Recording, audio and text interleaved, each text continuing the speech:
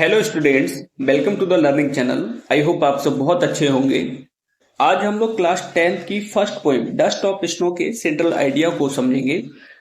इस पोइम में कवि ने नेचर की पावर के बारे में बताया है कि कैसे नेचर की एक छोटी सी मूवमेंट जो गतिविधि है वो किसी के मन को चेंज कर सकती है। तो इसी बारे में हम लोग समझेंगे। और अगर आपको वीडियो अच्छा लगे, हेल्पफुल लगे तो प्लीज चैनल को सब्सक्राइब कर लें और बेल आइकन को प्रेस कर लें, जिससे आने वाली वीडियोज का नोटिफिकेशन आपको मिल सके। तो चलिए शुरू करते हैं।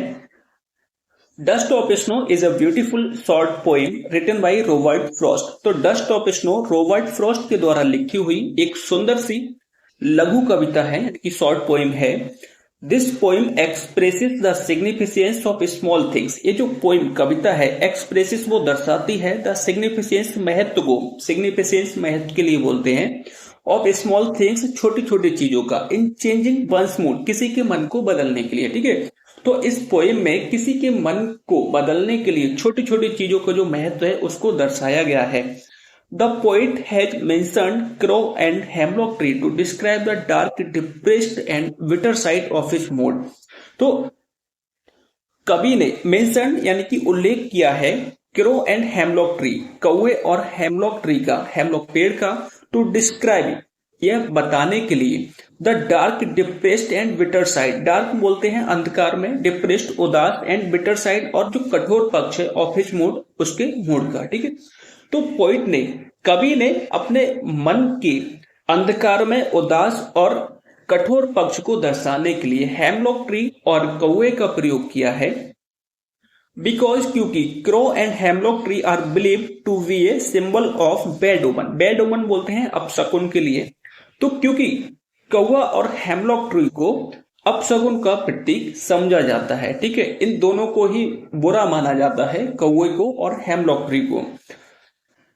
What when the crow shook the hemlock tree, लेकिन जब कौवा हेमलॉक ट्री को हिलाता है, and snow particles fell on the poet, तो उस वृक्ष पे जमे हुए जो बर्फ के पार्टिकल्स थे, यानी कि जो बर्फ जमी हुई थी, तो उस बर्फ के पार्टिकल्स जब वो पोइट के ऊपर गिरते हैं, हिज मूड अपलिफ्टेड सडनली, तो इससे क्या होता है, उसका जो मूड है वो अचानक से बदल जाता है, उसका मन की स्थिति है जो वो बदल जाती है। And it changed the poet's gloomy and depressed mood into one of cheer and hope। और यह क्या करता है, यह कवि के जो ग्लूमी बोलते हैं निराश के लिए, जो निराश एंड डिप्रेस्ड और उदास, जो पोइट का निराश और उदास मूड था, into one of cheer and hope, तो उसको वह उत्साह और आशा में बदल देता है। ठीक है, जब कौवा आता है और हेमलॉक ट्री को हिलाता है, उस पे जमी हुई जो बर्फ होती है, तो उसके पार्टिकल्स जब पोइट के ऊपर गिरते हैं तो उससे उसके मन की स्थिति बदल जाती है। और जो पोइट था, तो पोइट का जो निराश और उदास मन था, तो वह क्या हो जाता है, अब वह उत्साह और आशा से भर जाता है। इट शोज, यह दर्शाता है, दैट की nature has the power to transform our mood, कि नेचर जो प्रकृति है उसमें शक्ति होती है, पावर होती है, टू ट्रांसफॉर्म आवर मूड, हमारे मन की स्थिति को बदलने की, हमारे मन को बदलने की। तो इस पोइम में रॉबर्ट फ्रॉस्ट ने बड़ी ही खूबसूरती से प्रकृति की जो पावर शक्ति है उसको दर्शाया है। उन्होंने बताया है कि कैसे जो छोटे छोटे मूवमेंट होते हैं, गतिविधियां होती हैं, वो किसी के मन की स्थिति को चेंज कर सकती हैं। पहले पोइट था वो बहुत उदास था, निराश था, लेकिन जैसे ही जो वर्क के पार्टिकल्स थे वो उसके ऊपर गिरे, तो उससे उसका जो मूड था वो बिल्कुल टोटली चेंज हो गया। तो स्टूडेंट्स, ये हमारी फर्स्ट पोइम का सेंट्रल आइडिया था जो हमने इस वीडियो में पढ़ा।